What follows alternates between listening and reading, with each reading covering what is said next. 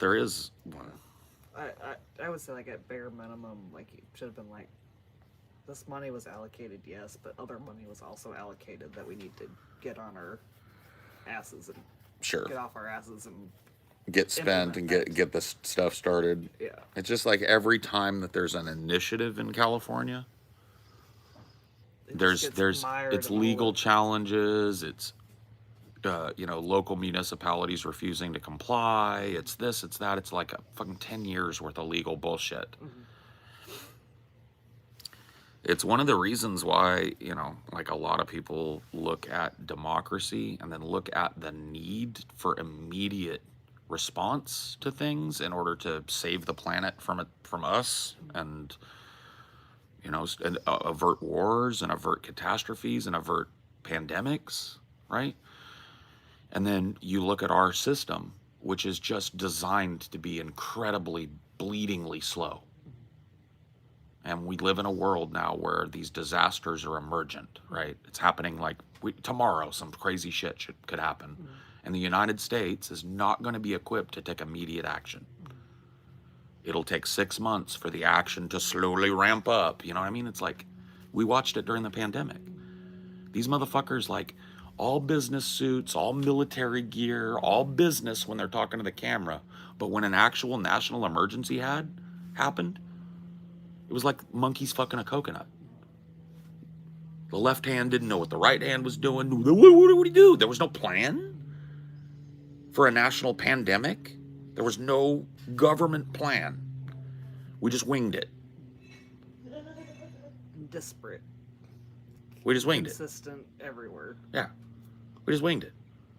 Take this. Don't take this. Wear one mask. Wear two masks. Don't wear masks. It's like there wasn't a unified government response for a giant outbreak of a disease. There was a bunch of idiots with a gang of different prescriptions. That can't work. Not in the modern age. Seriously, because it's like, well, why can I do it in this city but not this city? Or can I do it? We need a governmental structure that's instantly reactive to national emergencies and global emergencies. Instantly. Knows what it's going to do, has a plan in place, some shit happened, boom. And our government is the opposite of that. Oh, some shit happened? Well, let's have a meeting. Oh, we don't agree at the meeting. Well, let's have another meeting.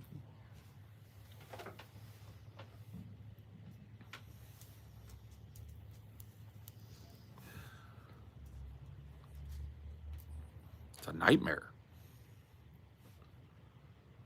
And it's just like, I don't know how democracy and immediate and instantaneous reaction to emergent threat, I don't know how you meld those two. I don't know how you meld those two together anymore. It's like the homeless problem that we were talking about earlier, homeless tent cities, is not a problem of homeless people. It's a problem of a rotten, collapsing society that desperately needs a new relationship between the government and the governed. And it needs it like 20 fucking years ago. And our government just is not set up to make that happen. It is not set up to be changeable, adaptable, mutable, responsive to the people's needs. It is a dinosaur lumbering along, just trying to keep the status quo in effect. Every goddamn thing that needs done gets caught up in the courts, caught up in fucking negotiation, or the fucking president terms out and the next president just nukes it. Nothing ever gets done. Nothing ever happens. Nothing good ever happens for anybody here. Because the government, I believe, is no longer capable. I believe it's not just intransigence by rich people. I believe our government, it's the relationship between the federal and the state and the local government, and all of the apparatuses by which its business is conducted. I believe all of those things are incapable of meeting the needs of average people now. Tax-paying people, people that work their butts off, pay taxes, and then those taxes go God knows where. Certainly not to making your life better, or your neighbors' lives better, or your children's lives better. Goes overseas for bombs. It goes overseas for little fucking empire projects. Yeah, that's the only fast part of the government. Yep, that's of course. the only way that the government is reactive. The government is instantly reactive when there's money to be made with war. When there's bombs that need to be dropped somewhere, government's right on top of that. Everybody's in lockstep. You need some legislation. You need a tax break for middle-class people. Well, we're working on it. Last fucking 50 years you've been working on it. My whole life has gone by while you work on it. Like, there's so many different, like, just in California, projects that people voted for that just didn't happen. Right. Right. The government also instantly reactive to violence. Yeah, well, that you know the violence is only allowed to be pushed down the hierarchy, Derek Jensen meme. And it's true. I'm gonna start some coffee. You want some hot coffee? Yeah, that's great, baby. That'd be great. Thank you.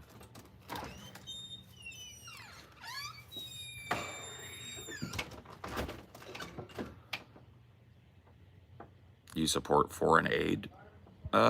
Conditionally, yeah. I don't support just like wantonly throwing money at, you know what I mean?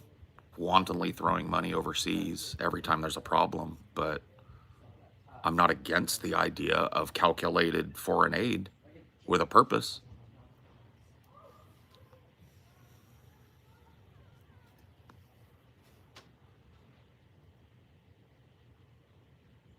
St. Joe Lead Co. poisons your entire county with lead tailings. You might get millions of dollars after 20 years, but if you try and fuck with one of their mines, they'll put you away as a domestic terrorist. Yeah.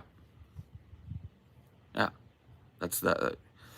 Derek Jensen said that it is only acceptable in America for violence to flow down the hierarchy. So violence has to come from above you and fall down upon you. Anytime that average people try and export violence back up the hierarchy, it's an immediate and catastrophic thing.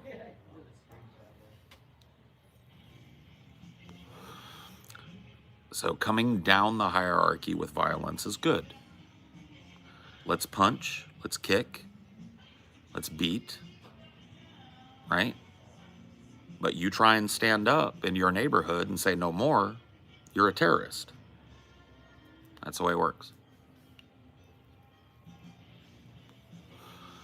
And this is why you need president for the people, by the people, but you know what they do to them. Yeah. OC vapor spray, huh? Ideas on ideas.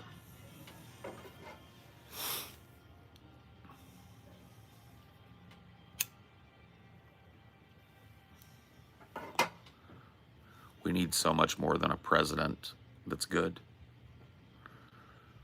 Like, I think most people just think, and this is really a scary thing, is like when this electoral cycle comes rolling around, people think the president's going to fix it. All we've got to do is just vote for Trump. All we've got to do is just vote for Kamala. And then back to brunch. Then we don't have to care anymore. Because daddy will be at the helm. Mamala will be at the helm. And we can all just go back to not caring. That's what politics are in this country.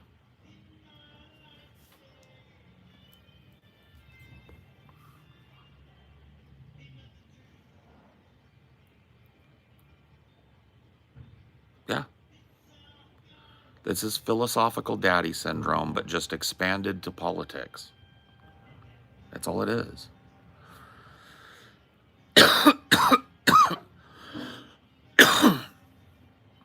And it's presented as something that's supposed to be so much more, like, I don't even know, like hard to unpack than that, but it's just simple. Please think for me. Please be smart so I don't have to be. You see it. I used to talk about this a lot more back in the day. the way that people interact with content creators here, I think, is indicative of a wider problem. So like a content creator will say this, that, or the other. People will react to that. Dude, that's sexy sax. People were like a content creator will say something, and people react in such a way, it's like he's making this argument for me, and they'll carry that argument forward. Now that's normal, but when it's the only interaction that you have with contentious issues, it becomes kind of fucking sad. You're just basically like, you're using the time that you could use to make yourself more knowledgeable on the topic, and you're just letting someone else think for you. And, you know, that extrapolates out to politics in a huge way. You know, the electorate doesn't think about politics like we do. When I say we, I mean people that watch my content, people that think about politics a lot, people that are like invested in politics.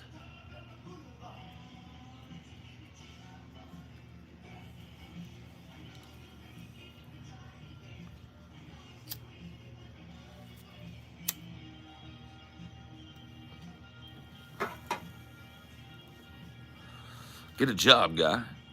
Always on here, chief and squares. Doing my job, man. It's a crazy world. Crazy fucking world, man.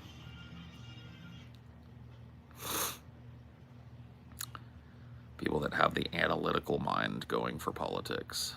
Yeah.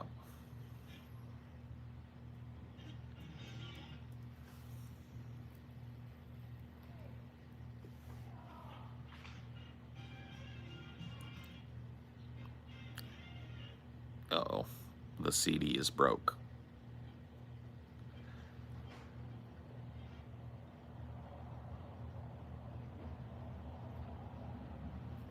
I 100% agree with you, but how do you inform yourself when you have 3 jobs just trying to keep yourself afloat? You just do it. You suck it up and you do it. There are people that have 3 jobs that go to college full time. So if there are people that are working 3 jobs and going to college full time, you can read a book. You can work 3 jobs and read the newspaper once a week. You can work 3 jobs and read a book a month. That's how it works.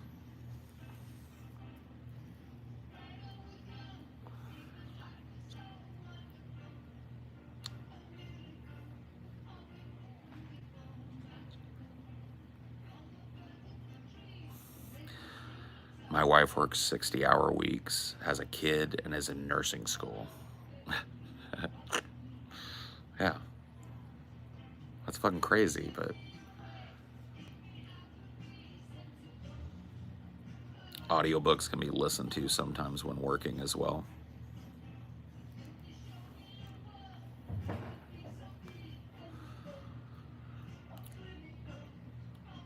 There's just no excuse.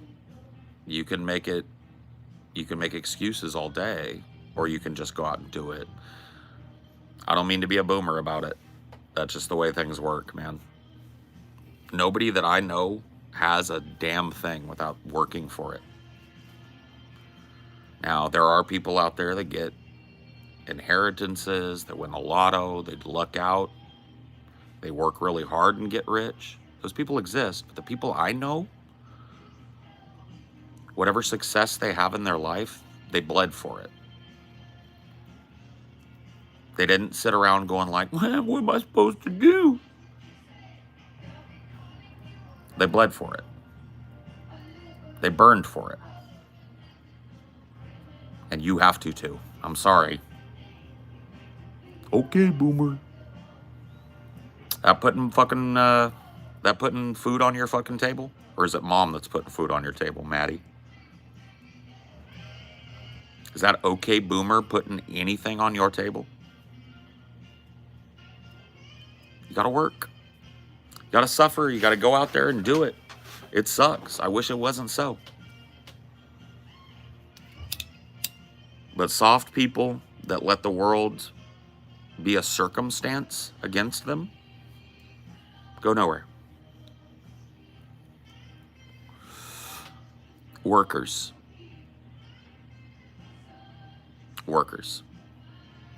Those are the people that flourish even in the worst of conditions.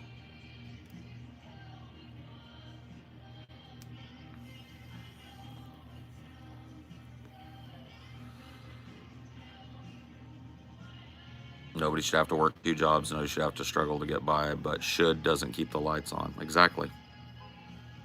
100%. Should never fucking fed me a meal. Not one meal in my entire life was given to me by should.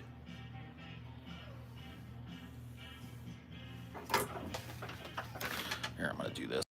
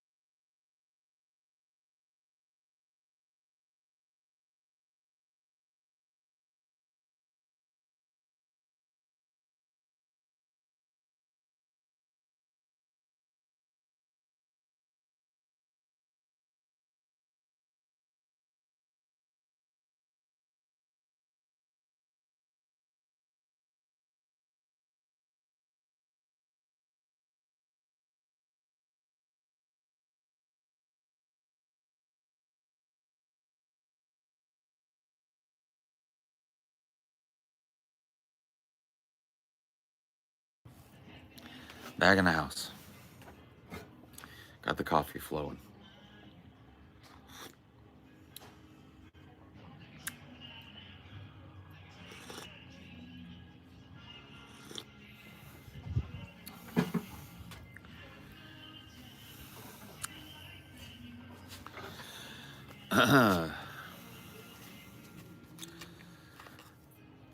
Inflation, increased taxes, stagnant wages are destroying North America as a whole. Yep. Chair told me and the rest of the chat that we had to immediately take up arms against the bourgeois. Jesus.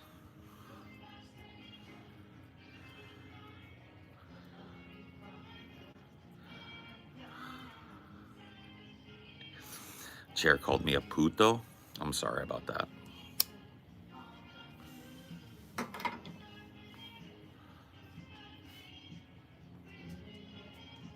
Meet again.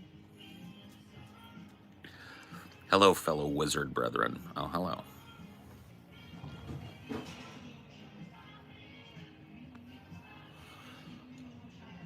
That's weird because the Lord Chair gave me a blood and soil speech. Jesus, he's all over the place. You can't even nail him down politically, Chair. Like, who knows what he believes? Who knows what he really thinks deep down inside? Who's playing these bangers? Just neighborhood bangers.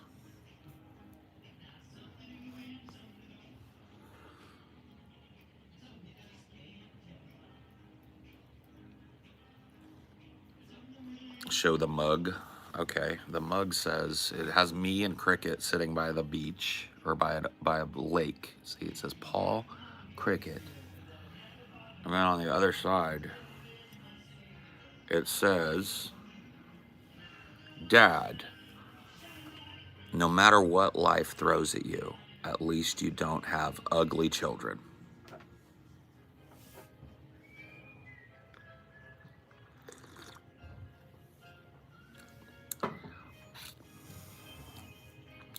And isn't that true? You could say whatever you want about me, but I didn't make any little ugly curtain climbers. No children. Can't blame me. You know, if a kid keeps you awake at night screaming or knocking and then running away, you can't get mad at me. I didn't make any of them.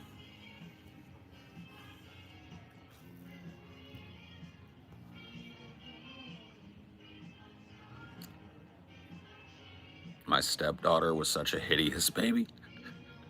Most babies are pretty hideous, dude. Especially when they're like brand newborns. They're pretty hideous looking. They're all weird and blotchy and veiny.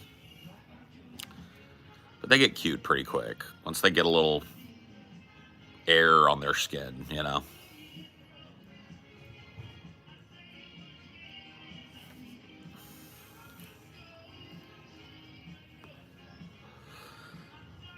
Why do the states that produce the most anti-Hispanic rhetoric have the most Hispanic people?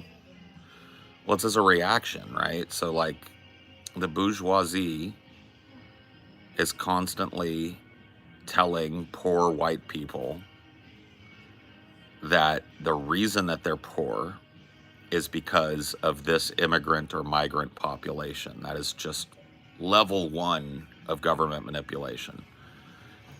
It's not us. It's not us picking your pockets. It's these damn Mexicans picking your pockets. These bastards coming across the border. Meanwhile, if you spend time with migrant people, you find that they're just hardworking people. Just like you. Just looking for opportunity. And by and large, they're doing jobs that white folks won't do. Picking fruit in 127-degree heat. Bent over all day. You know, harvesting artichokes and shit. That's what they do.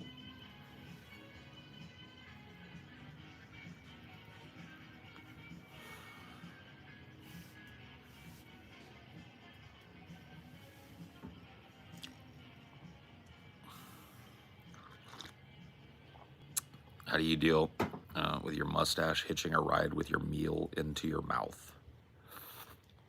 It's a soup, like call it a soup strainer for a reason. You just deal with it. Get a little food in the mustache. It's the same thing like when I take a drink here, right? Watch. There's coffee. It's got to be consumed. That's how it works.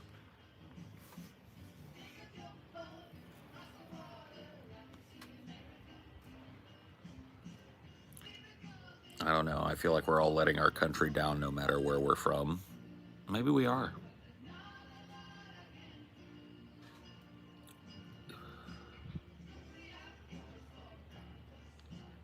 My mustache is touching my bottom lip and I hate eating with it. Then trim it. Or get some wax and train it to grow like this. That's the key. Train your stash to grow like this. Out away from your mouth. That's how it works. You get a little bit of mustache wax and you put it on there, and pretty soon your hair figures out like we're restrained. We have to grow around. And then you get this nice little, okay? That's how it works. You can train facial hair, yes. Just like you can train hair. It's like, okay, I have a middle part right now. If I started parting my hair over here, eventually my hair follicles would start growing to accommodate that.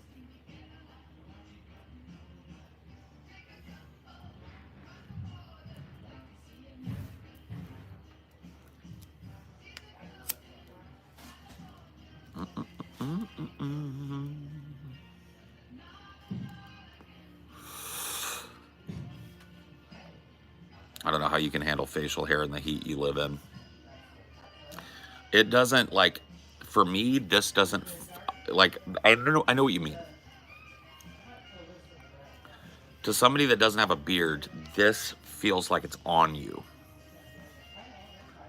Like if you grow a beard and it's you haven't had a beard for long, this feels like it's something that's on your face. At this point in my life, I don't remember what it feels like to not have this. And so this is part of my face to me. And so it doesn't bother me when it comes to heat. Like, I don't know.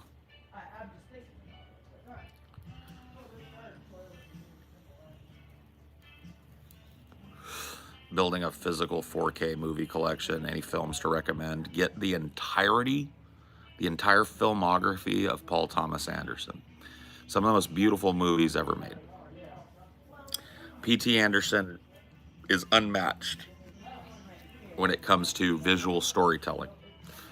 And his movies would make a great addition to any kind of collection.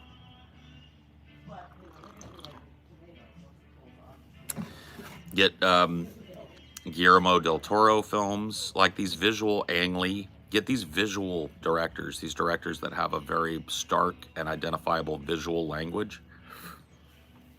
Every Kubrick film, right, exactly. Get it all. You've got your work cut out for you. You've picked a fucking crazy hobby.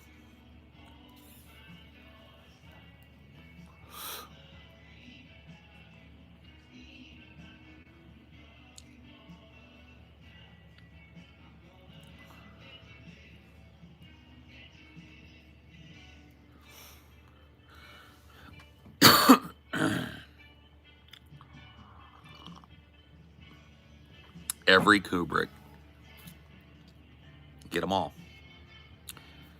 Some of those 4K upscales look like trash. Yeah. I mean, it's unfortunate, but like a lot of movies, as like pixel density gets higher, and as these like displays are going from like 2K to 4K to 8K, right, in terms of pixel density, a lot of old movies are going to start to look like trash. I own very little physical media, very little. I used to have a huge DVD collection and book collection and stuff like that. Lost all that in the divorce.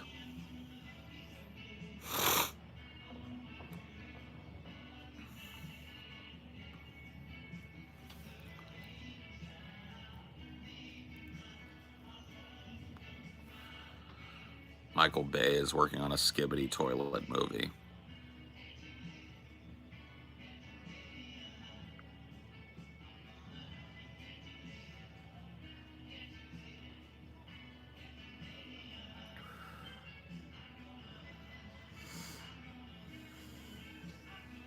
No. It's not happening. It's a joke. April Fools?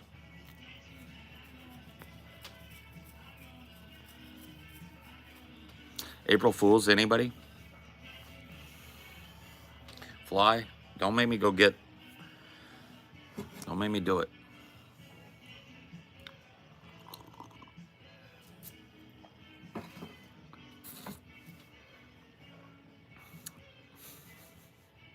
Are you praying? I guess. I don't know what I was doing.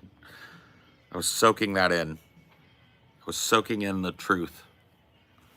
I was letting it wash over me. Stop it. Don't tell me that. It's not in pre-production. No, no. The good thing is that a significant chunk of movies never come out of pre-production. There's a lot of movies that start that conceptual phase and then it just doesn't ever pick up steam and people go like, well, no movie. So it could still happen. It could still happen that Michael Bay does some development on this and goes like, Skibidi Toilet is retarded. There's no way that we can make a movie out of this. And then it just doesn't happen.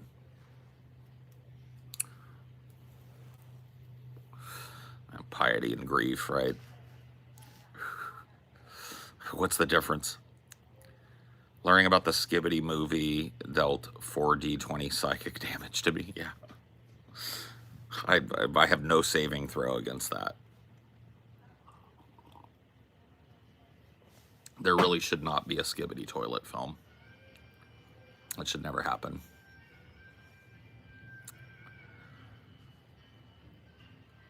Hopefully it has the same fate as Tim Burton's Superman. Oh, well, we can hope, right?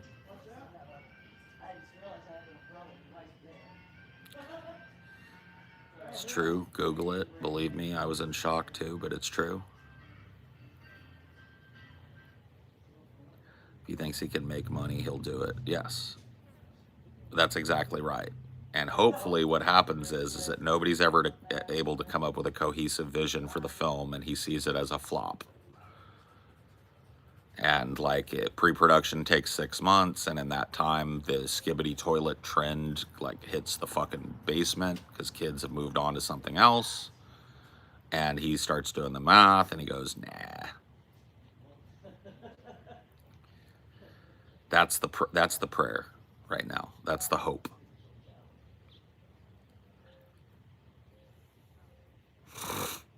Oh, there's plenty of iPad kids to make a profit on that. There's plenty of children that were raised by their phone.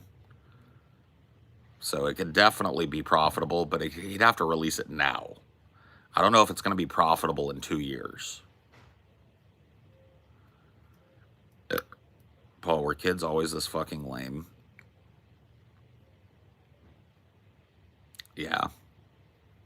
Different ways, but yeah, kids have always been fucking lame. Let's be real. They were lame. Phoebes, let's not, because look, I understand it feels good to look at it and go like, oh man, these kids are muffed up. Not like us, you know what I mean? They not like us. They not like us. But the truth of the matter is that there's nothing new under the sun. No, the dysfunction is just different. There was plenty of dysfunction in our childhoods, Phoebes. Plenty of dysfunction. And we were annoying, loud, inscrutable little weirdos, just like there are kids that are weird, loud, inscrutable little weirdos, okay? It just hasn't changed. What we're seeing is the dark reflection. Children are the dark reflection of a society and its prescriptions, and that's what we're seeing right now. They are absorbing so much of culture now in comparison to what they were that they can't help but mirror back at us the negativity of our culture.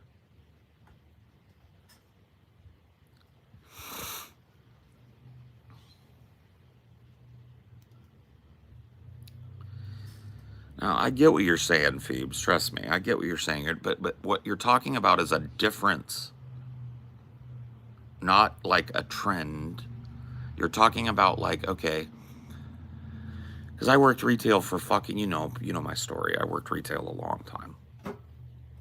Kids were annoying, loud scumbags the whole time. The whole time. And if anything, if I just judged it by that measuring stick, then kids sitting around quietly on their iPads is an upgrade. You see?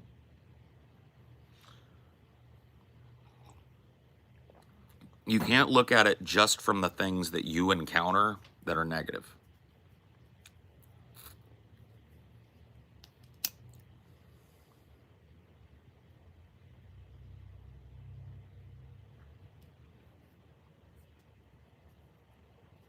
Look what I said after. I mean, nowadays, if kids are being allowed annoying exclusively due to their cell phones, and otherwise they're like quiet and restrained and tuned out. Oh, okay. Well, yeah.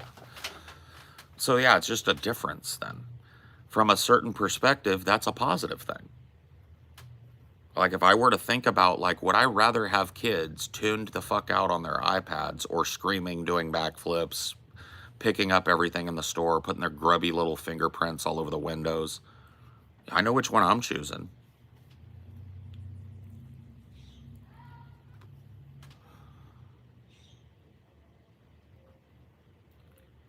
I think the younger generation have more of a right to complain. We had our time and we failed.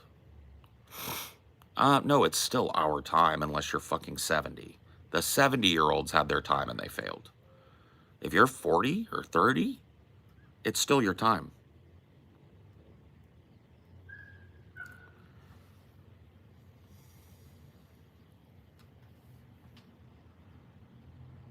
As someone with a 5-year-old, I would say iPads and tech aren't great. Kids need to learn how to act in public. Absolutely. Oh, yeah. There's always been that, though. There's always been these like problems where parents are not fulfilling some social need. Like, my mom, I remember when I was a kid, my mom would scold me if I cried in public or threw a fit or whined about something. She would take me out to the car and she would say, and like it's so memorable to me. She would say something like, PJ, you are not gonna be like one of these kids running around in public screaming. You are not gonna act that way. I am embarrassed when you act that way, and I will not have it. I would not be a good mom if I let you just whine and cry, right? She was very much like driven by this desire for her children not to be a burden on society. She didn't want us to be little mongrels in public. She wanted us to be socially aware, and she raised us to be that.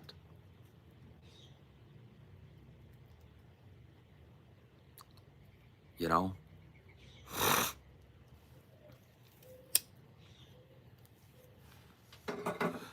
Yeah. Well, I was taught not to embarrass my parents and not to embarrass myself. She put it into my mind that me crying, whining, stomping, she used that thing. It's like when you're talking to a little boy, you say, that's not the way a big boy would act.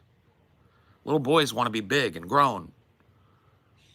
And you say to them, that's not the way a big boy acts. A big boy doesn't whine and cry. Look at that big boy over there. He's just walking with his mom.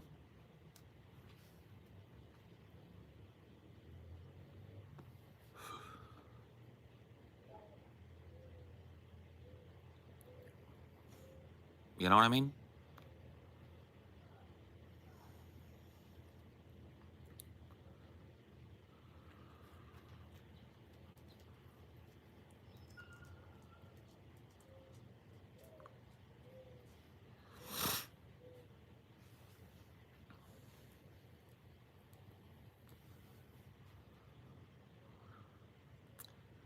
But that kind of socialization comes at the price of parenting, right?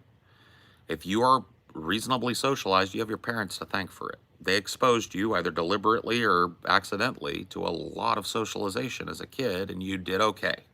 You came through and you can navigate a conversation, and good for you. However, if you didn't get that, you're fucked.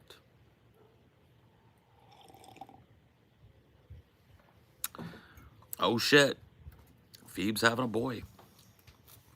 Well, congrats and good luck. Best of luck. It's going to be a tornado. Although a lot of the parents that I've talked to said that boys are only like harder than girls for about 3 or 4 years, and then they become easy, and then you wish you'd had a boy. That's what I've heard from parents.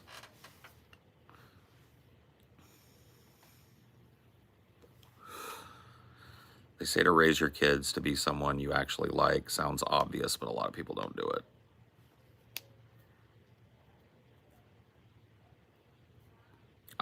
Well, I mean, that's the thing. Is like people don't think of it that way. I don't know what it is, man. I don't like to put like blanket statements over all parents, but what I feel like it is like parents want the prestige of parenthood, but they don't want to do anything to earn it. So it's like if a kid is acting up in public and you go, hey, keep it down, it's likely that if the parent overhears that interaction, they're going to come over and get in your face.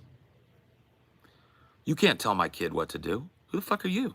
Don't tell my kid to be quiet. He can scream his head off in public if he wants.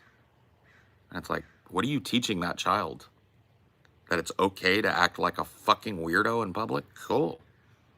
Awesome. But that type of interaction, I just don't even fucking bother in public. I just ignore people's children unless they're interacting directly with me. And then I tell them, go away.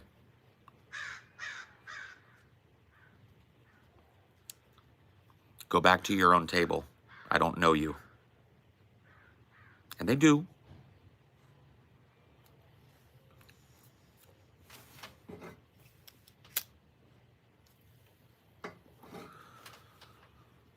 I do. I'm not mean about, like, I guess just saying go away is mean, but I don't want to interact with somebody else's child. So if it's like a little toddler or something, I'll be like, hey, what's up? If somebody's like fucking 10-year-old is like, I'll look right at them and tell them, go away. Go leave me alone. Go back to your parents. I'm not your daddy. I'm not your mama. I don't have to put up with your presence. I've never been accused of being a dick. I've never had a parent stand up and get brolic. Most of the time, the parent doesn't even notice that their child has wandered away from the table.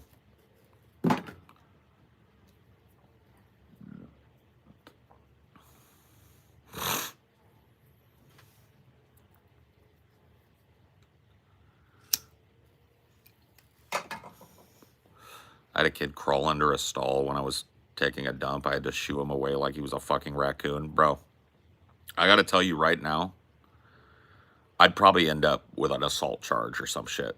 Because if I saw somebody crawling up under the stall, my foot is going to stomp. Dude, I don't play with that shit, bro. I've seen too many horror movies where shit be crawling up underneath stuff. I have a reaction, bro. There's gonna be a stomp. So I just hope and pray that that don't happen to me.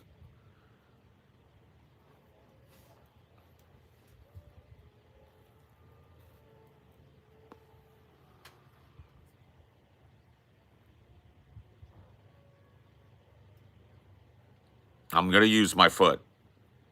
My foot will be used to push whatever the fuck that is back before I even have a chance to react in a rational way. Like human beings, like, you know how dogs are? You ever seen a dog? Like, I'll watch Dinor when he's getting ready to poop sometimes. He'll walk and sniff, and then he'll look behind him. And then he'll do a full circle, and then he'll walk and sniff some more, and then he'll look up and look around, and then turn around and look behind him. And only when he's convinced that he is safe 360 will he get down and dump, right? Humans have that same instinct. It's like you're pretty vulnerable when you're just like squatting down trying to poop. It's a good time for somebody to jump you or something to jump you. And so, dude, if I'm in a stall pooping and something comes crawling in, I'm going to kick it. Sorry. Watch your child.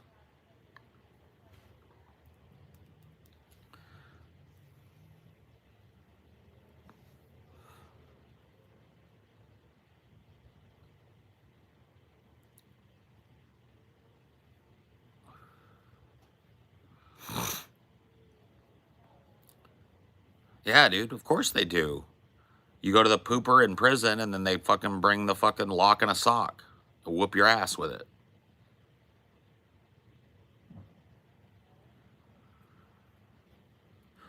What did you think about the Paris Olympic opening ceremony? I think I'm pretty much on the same page as everybody else. What the fuck was that? Parts of it were kind of cool, but what the fuck was going on, man? Papa Smurf was there. Fat Lady Liberty was there. About 12 drag queens. It was dope, but like, what the fuck happened? What was happening?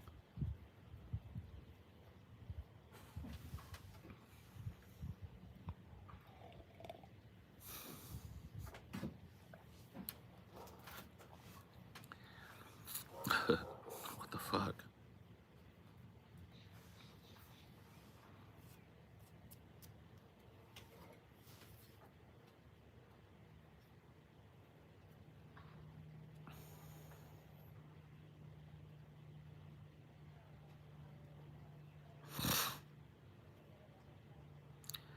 Snoop carried the torch like a giant blunt. That was the only part I saw. Fucking dude, you can't make this up. I believe that when CERN was turned on and it did its first particle experiment where they discovered the Higgs boson, right?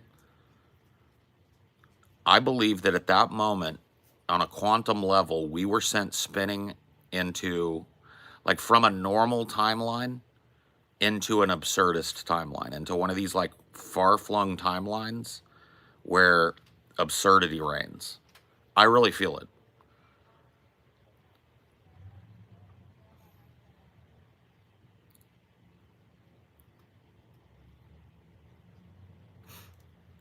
CERN or Harambe? Yeah, when did CERN do its first particle collision, and when did Harambe die? Because you believe it was Harambe. Maybe it was. I think it was CERN.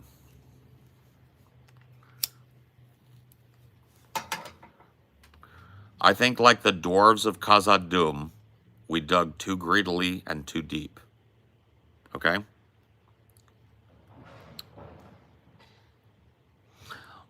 They released something. A demon of the old world. A Balrog of Morgoth. Shadow and flame.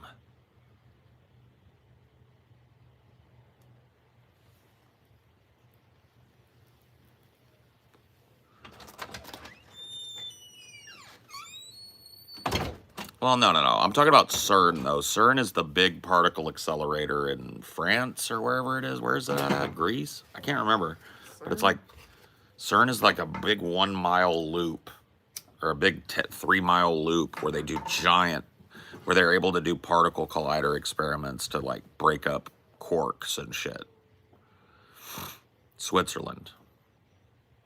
They didn't fire up CERN for the first time in 57. CERN was only built in, like, the early 2000s. It was finished, I think.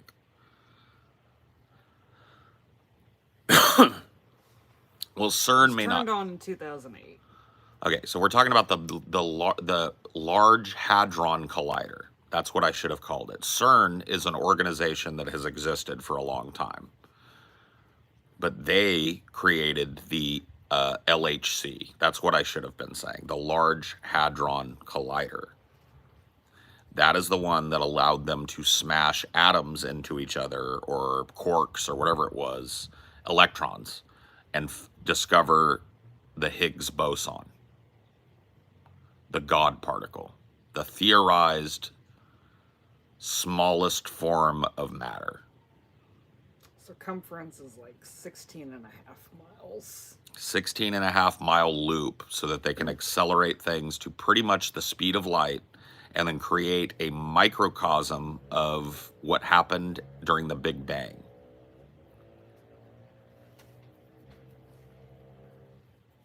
It creates a split second of the conditions that existed right after the Big Bang.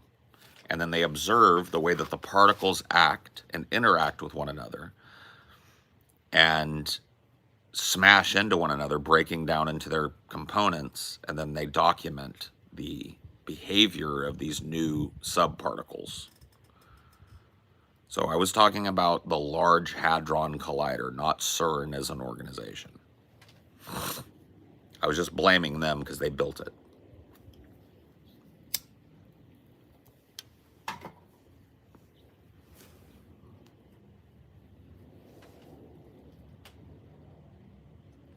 And that came online in 2008, and that's where I think things went wacky. That's exactly when I think things went wacky. I think that Obama was supposed to be a fucking transformational Kennedy slash, fucking Franklin D. Roosevelt kind of figure. And I think they turned on that Hadron Collider, and we got spun out into this weird Dracula universe where, Barack was a total fucking shill. And that's when it went wonky. That's when everything went tits up in the world.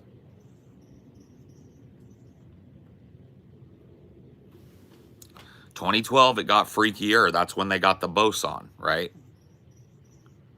It got even freakier in 2012, if you guys remember. Some of you don't. Some of you were like just little kids. Some of you weren't even born yet, probably. 2012 was wild.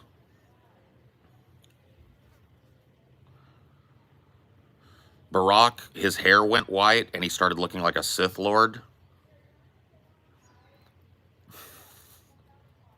Donald Trump started being like a political figure and people were just laughing at him.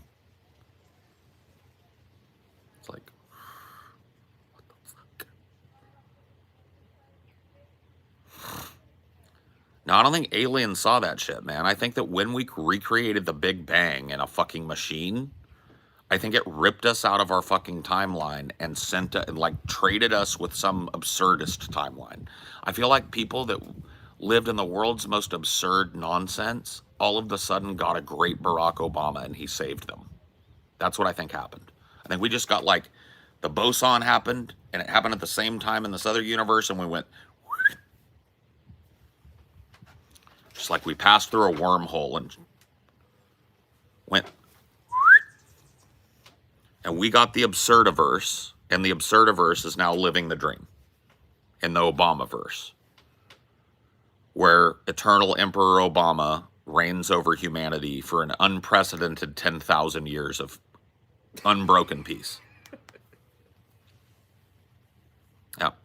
And then we're here, where Obama was suddenly stricken with evil, started sipping Flint water, went gray, got the fucking...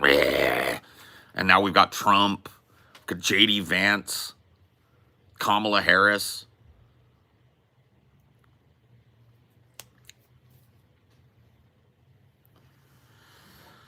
We got fucked because we dug too greedily and too deep. Tolkien warned us about this. The dwarves of Khazad-dûm, what was their sin?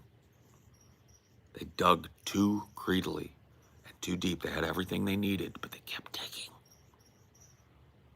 Digging and digging and digging. And what did they find? A Balrog of Morgoth. I think we fucking woke the Balrog. That's what I'm saying.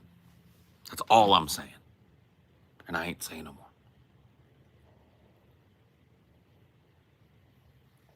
more. What do you think, babe? I don't know. I feel like if that was the case, we'd be flung into new universes every time they ran a test. Or maybe we are. Maybe that's why things are so unpredictable and weird. Maybe we just have like gotten put into the absurdiverse and we're just hopping around timelines in the absurdiverse now. Well, the first long shutdown was 2013 to 2015. Would you say it was like a stable era, 2013 to 2015? I mean, shit was pretty fucking predictable during that, yeah. I mean, it wasn't like an era that was typified by tons and tons of political strife or weirdness that I remember. It was also shut down 2018 to 2022. Well, I mean, maybe they shut it down because they did something and they spun us into another universe. See, I think they know they're doing it. I think they fucked up the first time.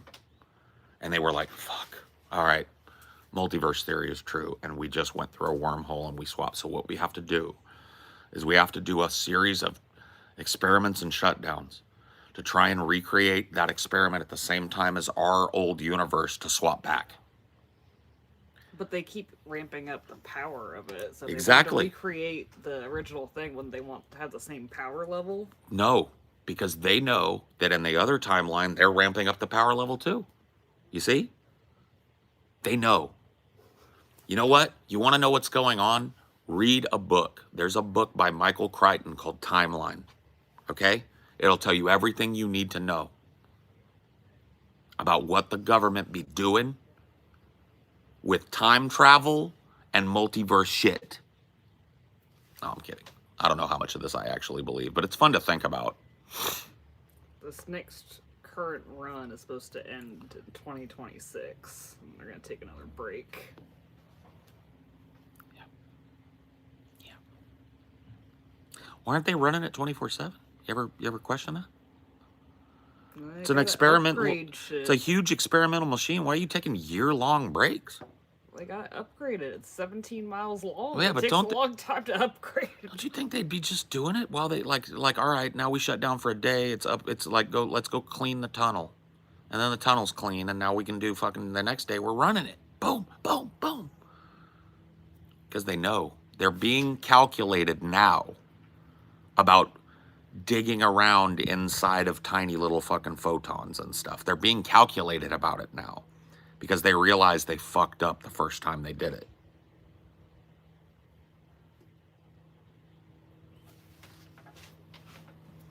Tell me I'm wrong. Tell me I'm wrong. I beg you to tell me I'm wrong.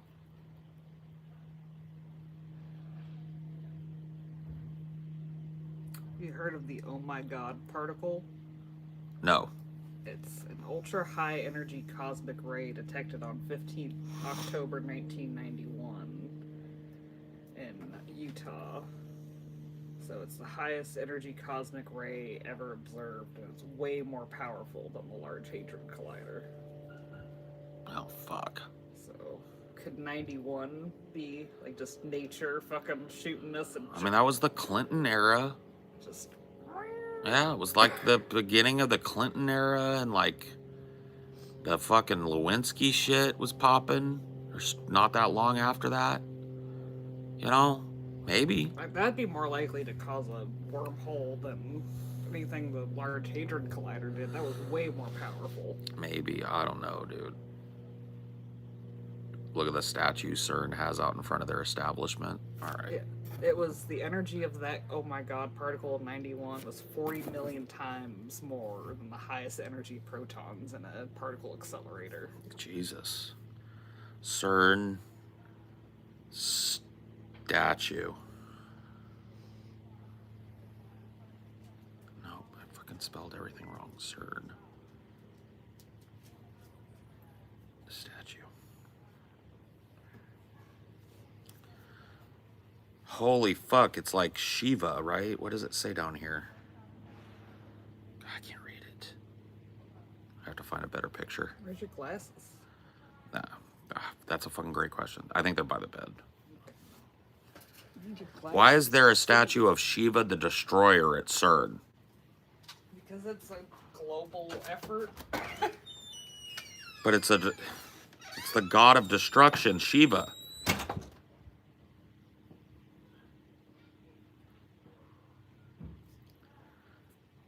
Why is that there?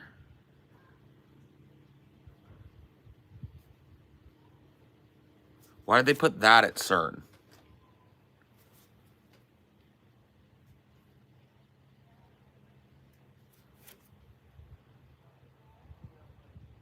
Like, it's beautiful. Why they got that out in front of CERN?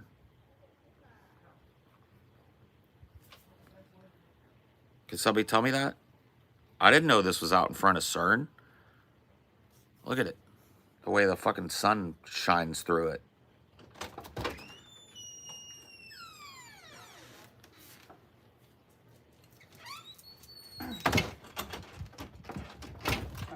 I contend that the Large Hadron Collider isn't more powerful than the oh my god thing. If anything was going to do it, it'd be the oh my god particle.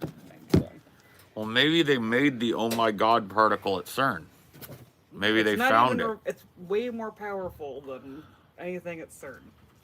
Maybe the oh my god particle, because it's so powerful, doesn't move through time in the same way that a normal particle does. And we did it in 2018 or 2008, and then it hit back in 91. Am I wrong? The linearity of time is something that we have given up on. Time is just an expression of how we age. That's it. Time on a universal scale is a measurable entity that certain particles interact with differently. For example, I always bring this up, but it's the craziest shit. Quantum strangeness. You have two paired photons. Well, the cosmic rays come from the sun. Maybe we fired a fucking CERN thing at the sun and it bounced into this past and landed.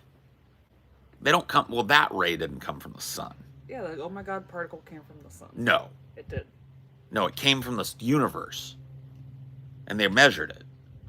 It didn't fly out of the sun. That's where all the cosmic rays come from? No, cosmic rays are like, they come from deep space. It's like when there's a big supernova, it releases a bunch of cosmic rays that sometimes aren't measurable from Earth. All right, they're not all from the sun. See? A lot of them are from the sun. Told you. Yeah, of course, like stars are what create cosmic rays, but it's typically like stars that are doing extreme shit, like neutron stars or collapsing stars or brown dwarfs. Well, most of them are deflected, but we did make that big ozone hole. That's what I'm saying. CERN fucked us. Wouldn't it be Thomas Midgley Jr. fucking us for making a big hole in Earth thing? They worked with him.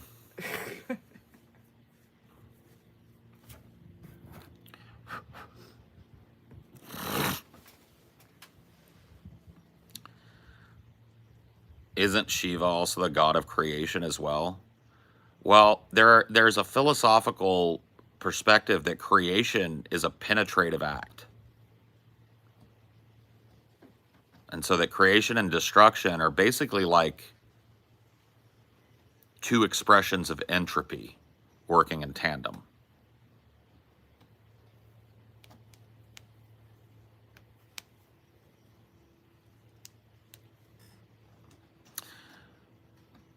Discovery. What good is discovery? Discovery is a violent, penetrative act.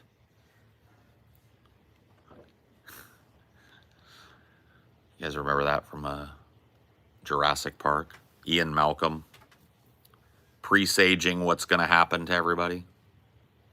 What you call discovery, I call the rape of the natural world.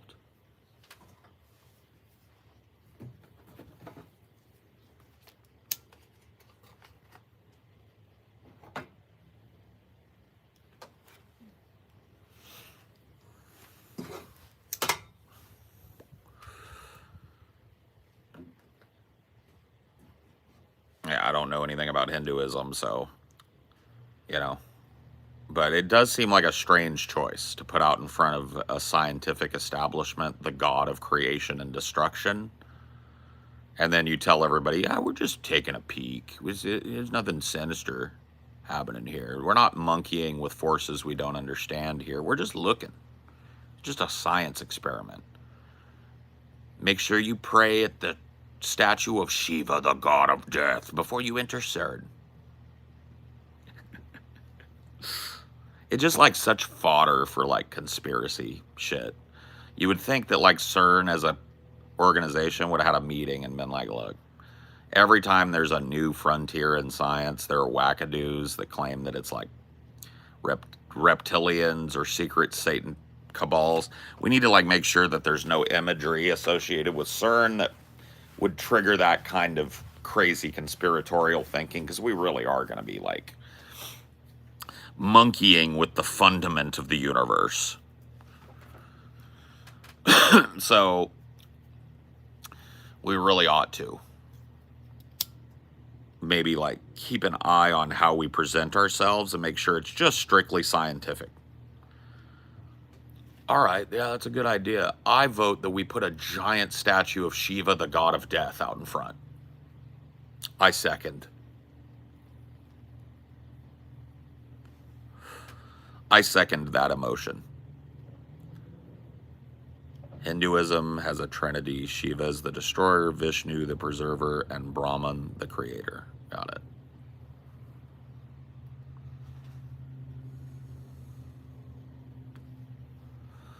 I mean, like, now, didn't fucking, it was Oppenheimer quoted the Bhagavad Gita, right? Now I am become death, the destroyer of worlds. That's a quote from Shiva. Shiva says that in the Bhagavad Gita, right?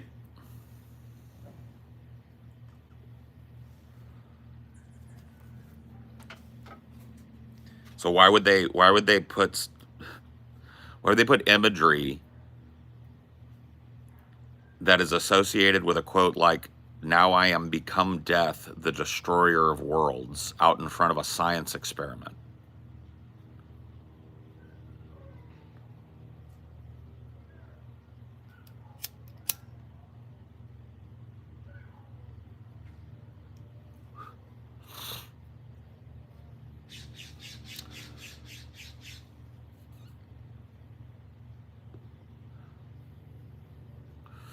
That's not what somebody else just said. People said that there's a trinity. So who's right?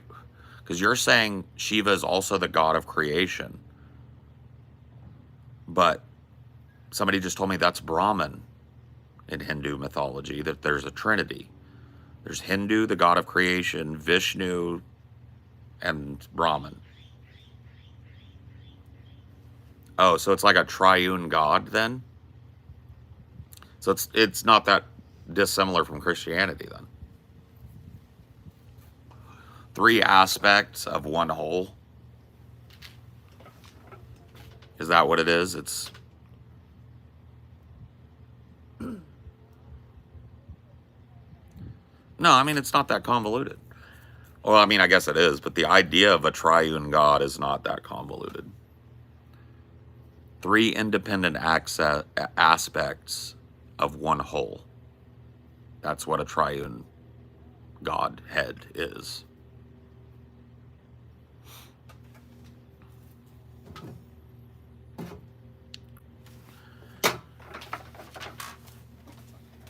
Why?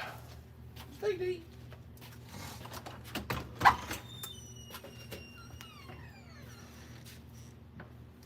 Ooh.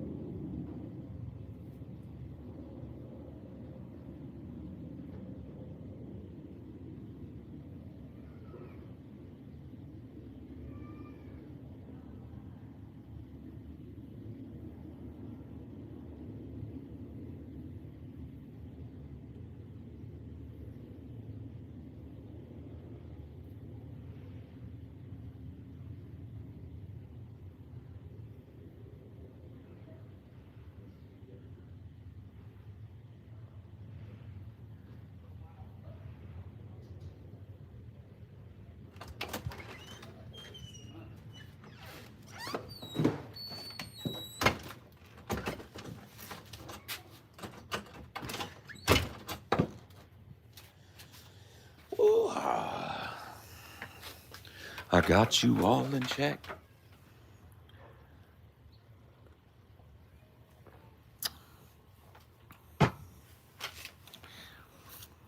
I've got to go to my little niece's birthday party. I think she's turning 5 today.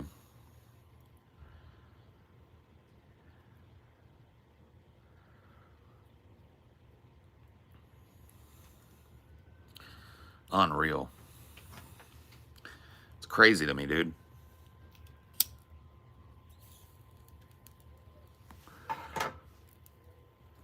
I have a huge family. I was over at my mom's yesterday. My mom's got one of those picture frames that's like a digital thing, and a ton of little pictures flash through. And I saw a picture of my eldest niece, and it was like just yesterday. I remember that's what she looked like, and now she's like grown. She's in college. She's working a job. She's like, I'm just like, fuck, what? Like I'm really starting to get slapped with that, like how fast time has gone for the last 20 years of my life, kind of feeling. Huh?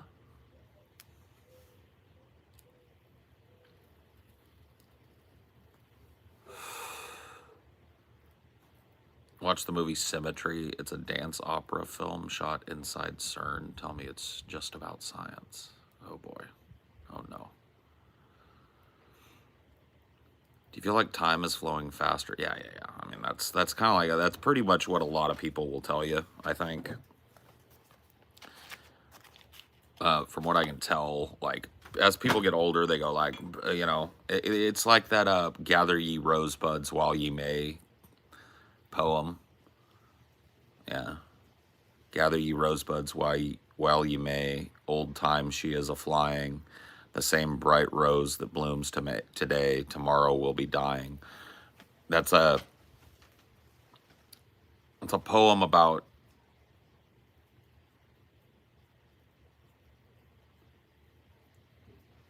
using your time wisely, because it goes fast.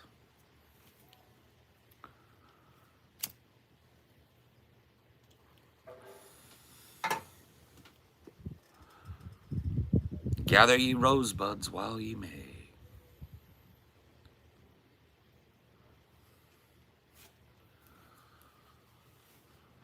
It's a warning. So many of them.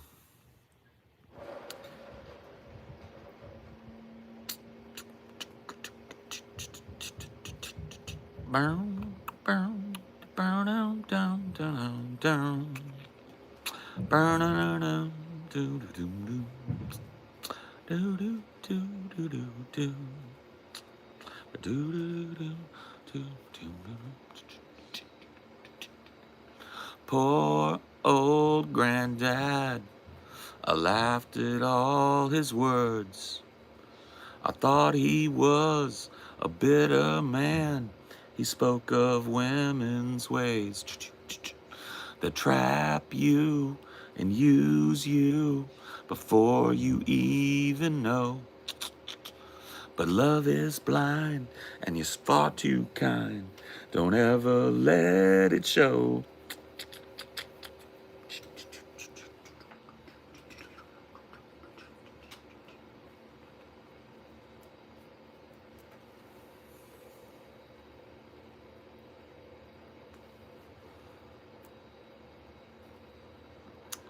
The can, such a pretty show. It'll steal your heart away. But backstage, back on Earth again, the dressing rooms are gray. Poor young grandson, there's nothing I can say. You have to learn just like me, and that's the hardest way. Ooh la la, ooh la la, yeah. I wish that I knew what I know now. When I was younger, I wish that I knew what I know now. When I was stronger.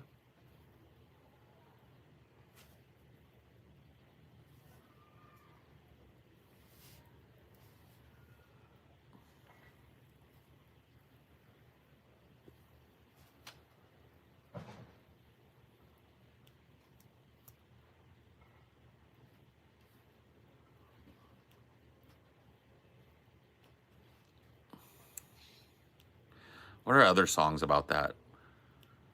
Old man, look at my life. I'm a lot like you were. Old man, look at my life. Thank you, baby. Oh, it's fucking great. I love my smoothies.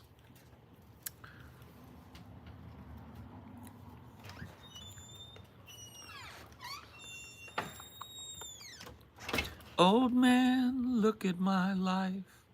24 and it's so much more.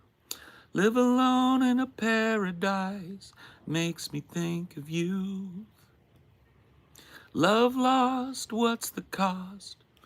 See the way they all got lost, like a coin that won't get tossed, rolling home to you.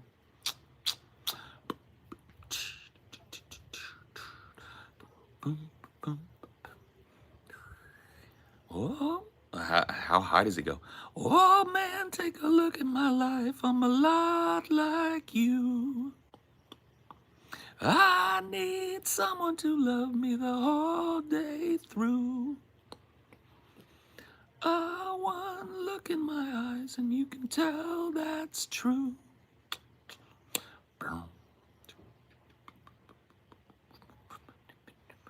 boom, boom, boom, boom, boom, boom.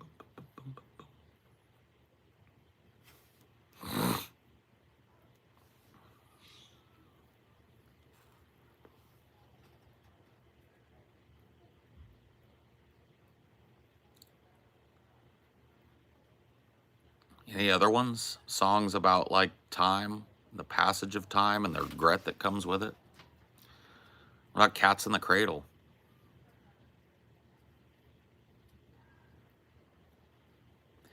That one's probably it, right?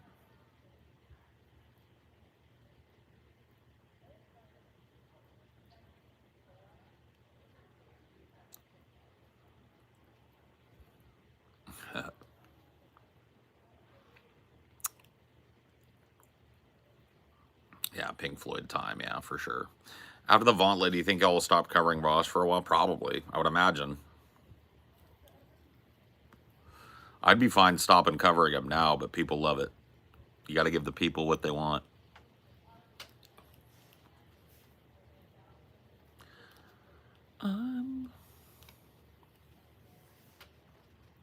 Wish you were here, yeah. Mm, mm, mm, mm, mm, mm. Mm, mm, mm, mm. Mm, mm. Mm, mm, mm. Mm, mm, mm. Mm, mm, mm, mm. Mm, mm. Doo-doo-doo-doo.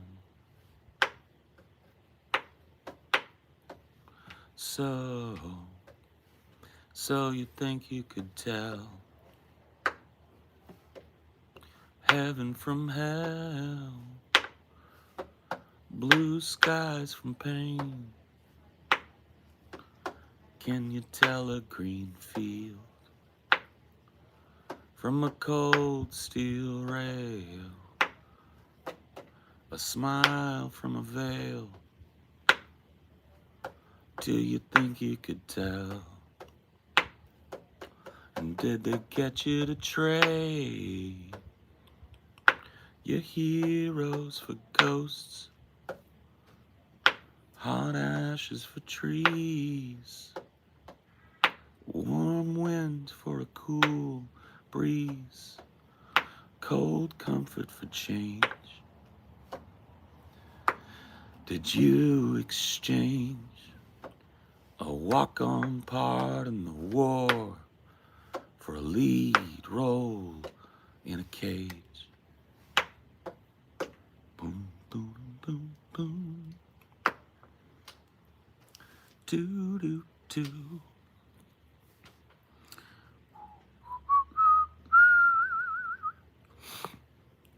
Oh yeah, the Beast. Whoa, hey, buddy. I don't know what the fuck that was, but please don't do that again. That was a bug.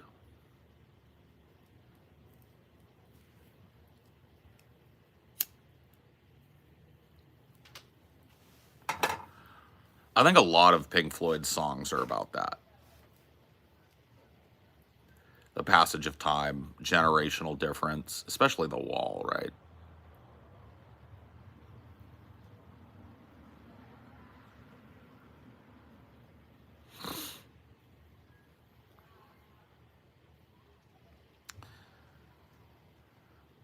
I mean, yeah. If you roll in the mud, you're gonna get muddy. I mean, Vosh has been flinging around fascist like it's going out of style, so it is pretty nice that somebody else is flinging it at him. He gets a little taste of it. How's the mood today? All right. I've been better. I've been worse.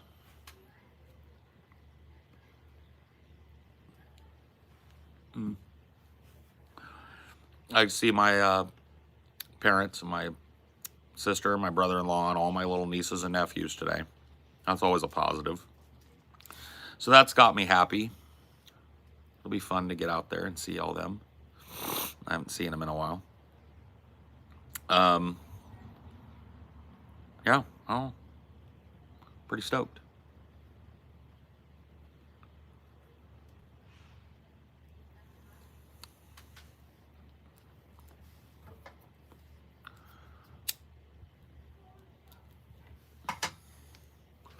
Been in a singing mood lately, man. All I want to do is sing.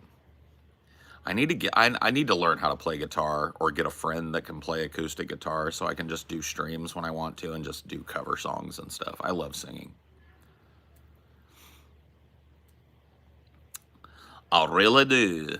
I really do love to sing. You know, from time to time, a Highlander likes to sing. Clear out his pipes.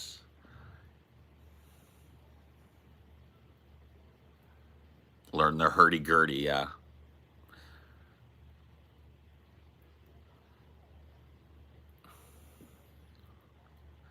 So your family's getting along again? Yeah. Isn't that funny? That's how it happens. Everybody's getting along again. Everybody loves each other again. Isn't it great?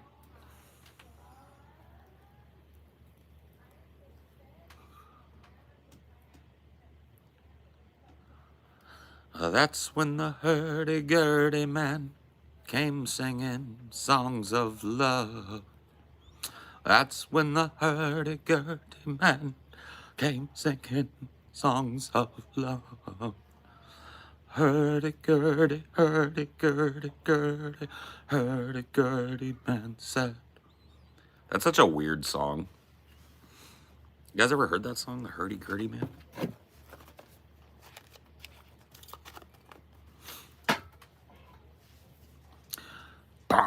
Generals gathered in their masses. Just like witches at black masses. Evil thoughts that plot destruction. Something, something, something, something. Oh yeah.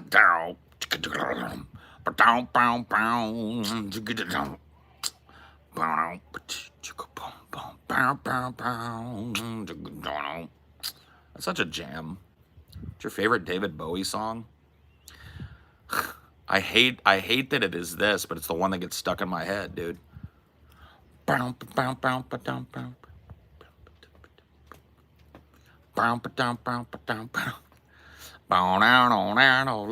dance. Put on your red shoes and dance the blues. Do do do do. Let's sway to the song that's playing on the radio. It's like the most pedestrian Bowie song. But whatever, it's my favorite.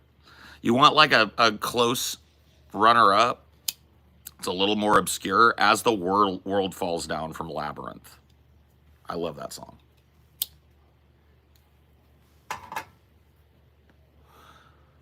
There's such a sad love deep in your eyes, a kind of pale jewel, open and close within your eyes.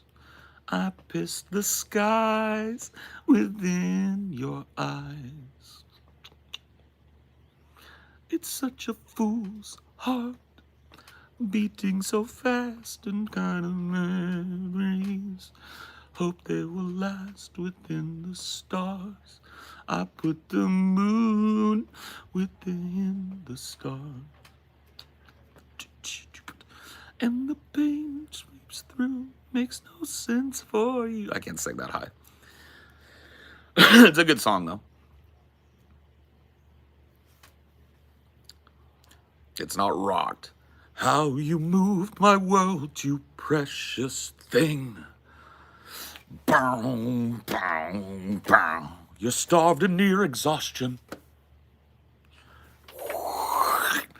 Everything I've done for you. I move the stars for no one. You've run so long, you've run so far. Your eyes can be so cruel. Burn, burn, burn, just as I can be so cruel.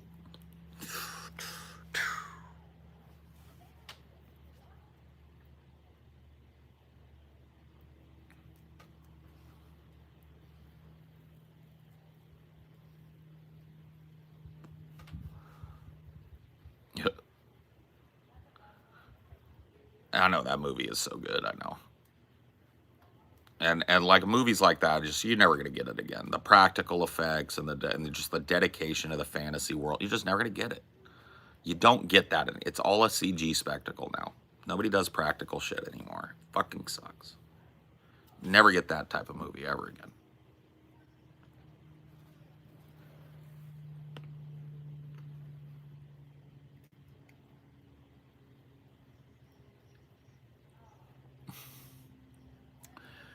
My mom is yelling, please come visit more.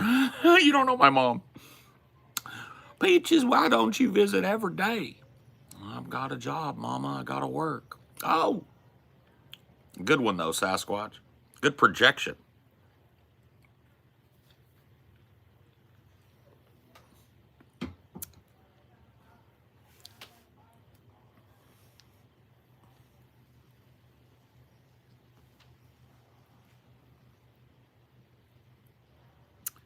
Your rhythmics.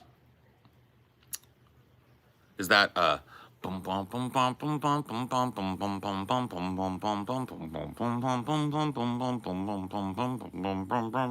sweet dreams are made of these. Who am I to disagree? Travel the world and the seven seas. Everybody's looking for something. Yeah, yeah. Ooh.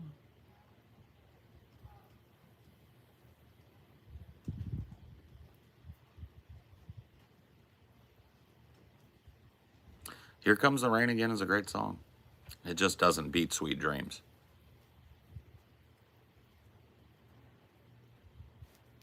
Some of them want to be abused.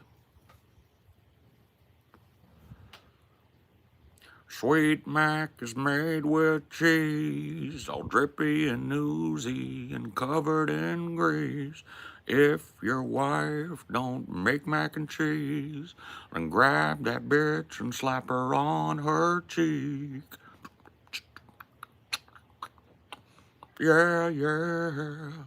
Ooh.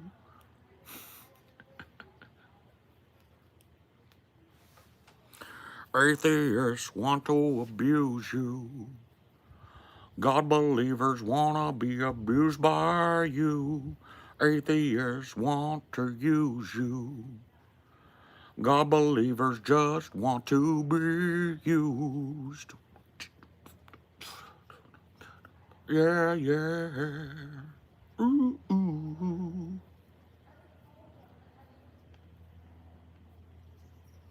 Lukewarm Sunny.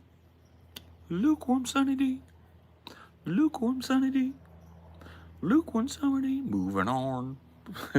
Moving on. Lukewarm Sunny D. Moving on. Lukewarm Sunny D. Lukewarm Sunny D. Do do do do do do do.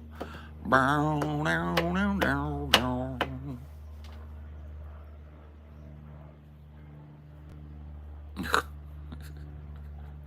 What the fuck, man? Keenifying is fun though, bro.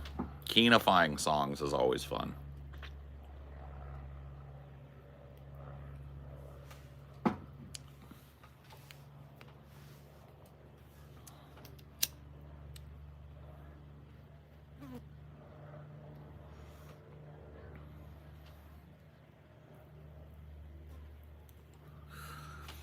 I say to this day, dude, Father is the closest that Brett ever came to creating something awesome.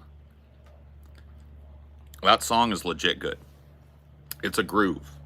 Like it gets stuck in your fucking head, and he had something there. And if he would have just dug a little deeper and like worked on his singing voice, worked on his songwriting, worked on his production, he'd be somewhere. Father was great. He didn't take it from anybody. That's actually like a, as far as we can tell, a Brett Keane original.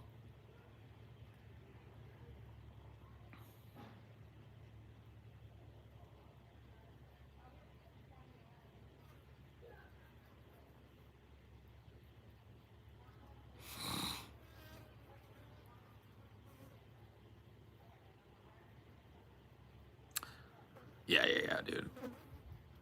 I mean, like, I think Andrew just proved the point. When he covered Father, it was like, this is a legit song. It just needed some production value.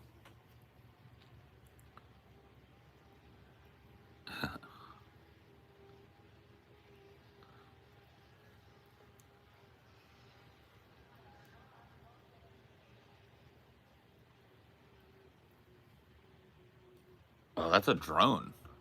I was like, dude, is that a bee or something? Somebody's flying a drone. That's cool. It's like, what is that fucking noise? Oh, it's a drone.